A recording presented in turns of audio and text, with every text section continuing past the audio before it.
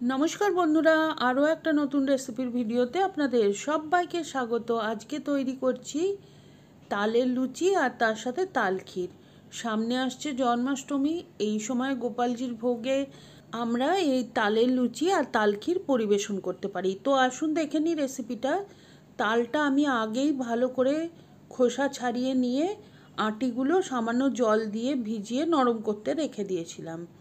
আর একটুখানি দেখে নিতে হবে তালটা তিতকুটে কিনা। সেক্ষেত্রে তালটা কিভাবে তেতোটা দূর করবেন তার জন্য আমি একটা ভিডিওর লিংক উপরে দিয়ে দিচ্ছি, দেখে নেবেন। আর তালটা যদি তিতকুটে না হয় তাহলে কোনোই ব্যাপার নেই, এইভাবে তালের পাল্পটা বের করে নেবেন। ছোটোবেলায় বাড়িতে দেখেছি বাঁশের ছোট ছোট মই হতো তালের পাল্প বের করার জন্য, তো আমাদের তো এখন সেসব নেই। আমি এই স্টিলের ঝাঁঝরি করে বের করে নিলাম। আপনারা যে কোনো স্টিলের ঝুড়ি বা প্লাস্টিকের ঝুড়ি বা বাঁশের ঝুড়ি যদি থাকে তাহলে বের করে নিতে পারবেন তালের পাল্প। আর এই ঝুড়িগুলোর কি সুবিধে জানেন তো, এতে করে তালের যে ফাইবারটা সেটাও আলাদা হয়ে যায়। আর এখন আমি লুচির জন্য ময়দা মেখে নিলাম। এই ময়দার মধ্যে সামান্য তেল আর লবণ আর একটুখানি চিনি দিয়ে প্রথমে ময়ান দিয়ে নিয়েছি, তারপরে তালের পাল্প দিয়ে মেখে নিলাম। নর্মাল যেরকম লুচি হয় সেই রকমই ডোটা তৈরি হবে, কিন্তু শুধুমাত্র এর মধ্যে জল পড়বে না, শুধুমাত্র তালের পাল্প দিয়ে মাখা হবে।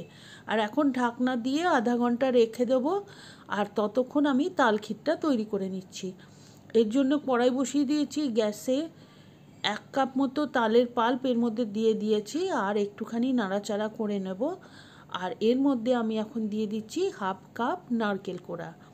নারকেল কোড়াটা না দিলেও হয়, তবে নারকেল কোড়া দিলে এই তাল ক্ষীরের স্বাদটা বেশ ভালো হয়। তো যদি বাড়িতে থাকে অবশ্যই দেওয়ার চেষ্টা করবেন। আর এখন ভালো করে মিশিয়ে নিচ্ছি। 5 মিনিট মতো মিডিয়াম হিটে রান্না করে নেব। আর তারপরে দিয়ে দিচ্ছি সামান্য 1 চুটকি লবণ। যে কোনো মিষ্টি জিনিসে একটু লবণ দিলে স্বাদটা ভালো হয়, সেজন্য দিলাম। আর এখন দিয়ে দিয়েছি 1/2 কাপের থেকে একটু বেশি চিনি। যেরকম মিষ্টি আপনারা পছন্দ করেন সেই অনুযায়ী চিনিটা দেবেন। আর তবে এই পরিমাণ চিনিতে কিন্তু এই ক্ষীরটা বেশ ভালোই মিষ্টি হয়েছিল। চিনিটা দিয়ে খুব ভালো করে নাড়াচাড়া করে যতক্ষণ না চিনিটা গলে যায় ততক্ষণ রান্না করে নিতে হবে। আর চিনি গলে গেলে কিন্তু এই মিশ্রণটা সামান্য একটু পাতলাও হয়ে যাবে। তারপরে আমি দিয়ে দিচ্ছি 2 কাপ দুধ। যতটা তালের পাল্প ছিল তার দ্বিগুণ পরিমাণে দুধ দিতে হবে। আর দুধটা ফুল ফ্যাট মিল্ক আমি আগেই জাল করে রেখেছিলাম, আর দুধটা কিন্তু এখনও গরম ছিল। আমি খুব ভালো করে মিশিয়ে নিয়ে রান্না করে নিয়েছি। আর সমানেই নেড়ে চেড়ে যেতে হবে, কেননা না হলে এই বাবলগুলো ফুটে উঠে গায়ে লাগতে পারে। আর এখন দেখুন অনেকটাই ঘন এসছে ক্ষীরটা। দিয়ে দিলাম কিছুটা কিশমিশ আর কাজু। আর এখন দেখুন এই মিশ্রণটা মনে হচ্ছে যেন কড়াইটা ছেড়ে উঠে আসছে। তো আমার ক্ষীর একদমই তৈরি। গ্যাসটা অফ করে দেব আর ঢাকনা দিয়ে একটু ঠান্ডা হয়ে গেলে পরিবেশন করব। আর ততক্ষণ লুচিটা বানিয়ে নেব। তো যে ডোটা তৈরি করে রেখেছিলাম সেখান থেকে লেচি কেটে নিলাম। নর্মাল যেরকম লুচি আমরা তৈরি করি সেই রকমই হবে লেচির সাইজটা। আর তারপরে লুচির মতোই একই রকমভাবে বেলে নেব। আর এদিকে কড়াই বসিয়ে দিয়েছি গ্যাসে, গরম করতে দিচ্ছি সাদা তেল। আর তেলটা ভালো মতো গরম হয়ে গেলে আমি লুচি দিয়ে ভালোভাবে ভেজে নেব। আর এই লুচির মধ্যে যেহেতু একটুখানি চিনি আছে এবং তালের পাল্প আছে, তো লুচিগুলো একটু ব্রাউন ব্রাউন কালারের হবে। সামান্য একটুখানি চেপে চেপে দিলেই প্রত্যেকটা লুচি কিন্তু খুব সুন্দরভাবে ফুলে উঠবে।